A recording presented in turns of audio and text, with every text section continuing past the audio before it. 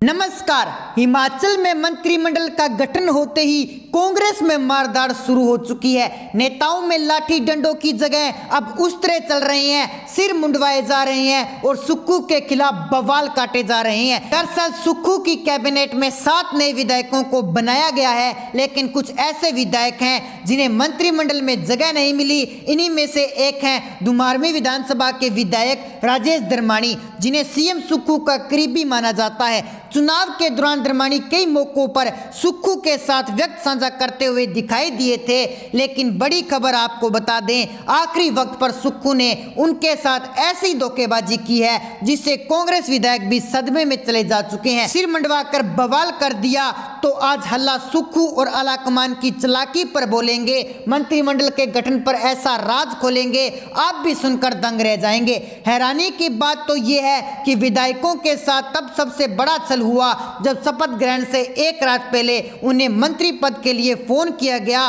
पूछा गया था कि वे कौन सा मंत्रालय चाहते हैं। बाद में पता चला कि लिस्ट से उनका नाम कट गया, यानी अपने चहेतों को आखिरी वक्त तक लिस्ट में जोड़ा और हटाया गया। इस चालाकी के पीछे सुक्खू और आलाकमान का काफी बड़ा गेम है और तमाम सवाल भी उठ रहे हैं कि आखिरी वक्त पर क्यों विधायकों के नाम लिस्ट से हटाए गए, किसी और का नाम जोड़ा गया। ऐसे में सुक्खू की चालाकी पर उनके ही करीबी नेता भड़क उठे हैं और विरोध जताते हुए अपना सिर मुंडवा लिया। सड़क पर आकर सुक्खू के खिलाफ हल्ला बोल रहे हैं, सुक्खू की पोल खोल रहे हैं। सिर्फ राजेश धर्माणी नहीं, 10 से 15 विधायक ऐसे हैं जो मंत्रिमंडल का विरोध जताते हुए बवाल कर रहे हैं, क्योंकि उनके साथ ऐसा ही छल किया गया। अब कहा जा रहा है कि ये लोग पहले से तो दिल्ली में जाकर डेरा डालेंगे और अगर इनकी बात नहीं सुनी गई तो आगे का खेल होगा। फिर ये विधायक सुक्खू के साथ साथ कांग्रेस को सबक सिखाएंगे। वहीं धर्माणी का तो साफ कहना है कि उन्हें पहले ही आश्वासन किया गया कि उन्हें मंत्रिमंडल में प्राथमिकता दी जाएगी,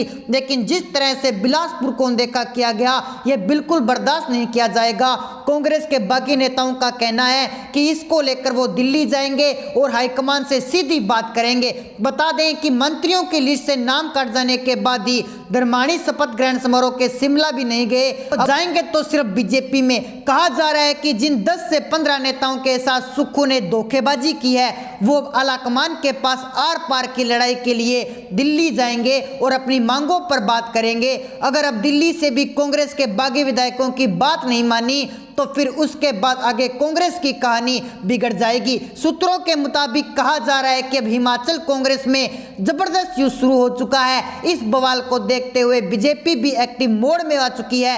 कहा जा रहा है कि जल्द ये बागी विधायक बीजेपी से संपर्क साध सकते हैं और सुक्खू की चालाकी पर पानी फेर देंगे। जैसे हालात इस वक्त हिमाचल के बन चुके हैं, उससे तो बीजेपी के पूर्व मुख्यमंत्री जयराम ठाकुर के भविष्यवाणी सही होती हुई नजर आ रही है, जिसमें उन्होंने कहा था कि बीजेपी को अपने किसी ऑपरेशन लोटस चलाने की जरूरत नहीं है। बीजेपी के पास खुद ही कांग्रेस के बागी नेता आ जाएंगे और 5 साल तक कांग्रेस की सरकार नहीं चलेगी। जल्दी सत्ता की चाबी बीजेपी के हाथों में आ जाएगी। अब खुद ही कांग्रेस के बागी विधायक बीजेपी से संपर्क साधने को तैयार बैठे हैं, बस दिल्ली में एक बार हाजिरी लगाने की देरी है और फिर खेल शुरू हो जाएगा। यानी कि अब सुक्खू की चालाकी की वजह से हिमाचल में कांग्रेस बर्बादी की राह पर खड़ी हो चुकी है। जो कांग्रेस सत्ता पाकर खुश हो रही थी, अब वो घुटनों में सिर देकर रोने वाली है। खड़गे और सोनिया गांधी को बड़ा झटका लगने वाला है।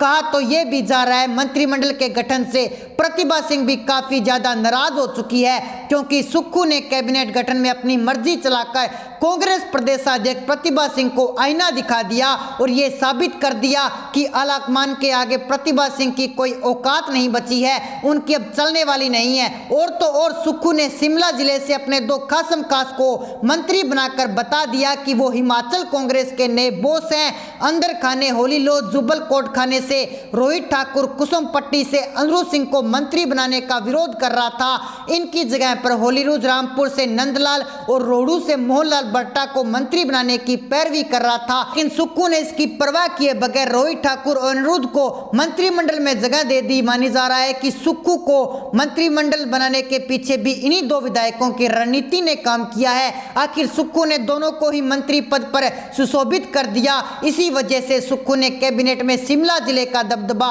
और कई जनों की अनदेखी हुई है, और जिनकी अनदेखी हुई है अब वो सुक्खू के खिलाफ अपना असली रूप दिखाने के लिए मैदान में भी कूद पड़े हैं। यह पहली बार नहीं हो रहा जब सुक्खू ने प्रतिभा सिंह को पटकनी दी है। इससे पहले भी प्रतिभा सिंह ने जब मुख्यमंत्री पद ने दावेदारी दिखाई थी तो उस दौरान भी सुखविंदर सिंह सुक्खू ने प्रतिभा सिंह को पटकनी दी थी और पार्टी हाईकमान ने सुक्खू को सीएम बनाया दिया, जबकि कांग्रेस ने प्रदेश में वीरभद्र सिंह मॉडल पर चुनाव लड़ा और 40 सीटें जीतकर पूर्व बहुमत की सरकार बनाई। बावजूद इसके होरीलोज ना सीएम ना मिला और ना ही कैबिनेट गठन में वीरभद्र सिंह परिवार का ज्यादा दबदबा रहा। इससे वीरभद्र सिंह के बेटे को मंत्री पद देकर सुक्खू और आलाकमान ने एक बार शांत करने का काम किया।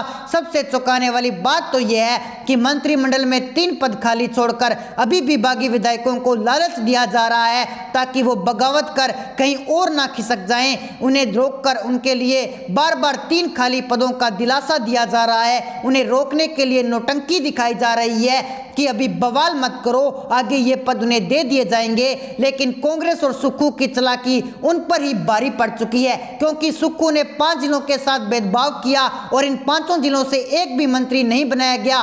कैबिनेट में मंडी, बिलासपुर और लाहौल स्पीति जिले को ना मंत्री ना ही मुख्य सदस्य सचिव मिला है। वहीं पहले चरण में 7 मंत्री बनाए गए हैं। इनमें से 3 मंत्री सोलन, सिरमौर, किन्नौर और कांगड़ा में से एक मंत्री बनाए गए।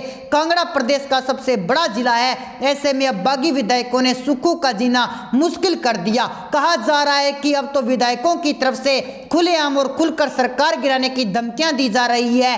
कैबिनेट का गठन कर सुक्खू सिर पकड़कर बैठ चुके हैं। सोनिया खड़गे और यात्रा में बिजी राहुल गांधी भी काफी ज्यादा परेशान हो चुके हैं। उनका ध्यान अब यात्रा में कम और हिमाचल के बवाल पर ज्यादा है। सत्ता हाथ से निकल ना जाए, बागी खेल ना कर दे। लेकिन हालात ऐसे पैदा हो चुके हैं कि कांग्रेसियों में मारदाड़ भी शुरू हो चुकी है। तो दोस्तों, ऐसे में आपकी जो भी राय है आप हमें कमेंट सेक्शन में जरूर बताएं। अगर आपने अभी तक हमारे चैनल को सब्सक्राइब नहीं किया तो हमारे चैनल को सब्सक्राइब जरूर कर लीजिए, साथ ही बेल आइकन को प्रेस कर दीजिए ताकि हिमाचल से जुड़ी हर लेटेस्ट अपडेट आपको नोटिफिकेशन के माध्यम से तुरंत प्राप्त हो सके।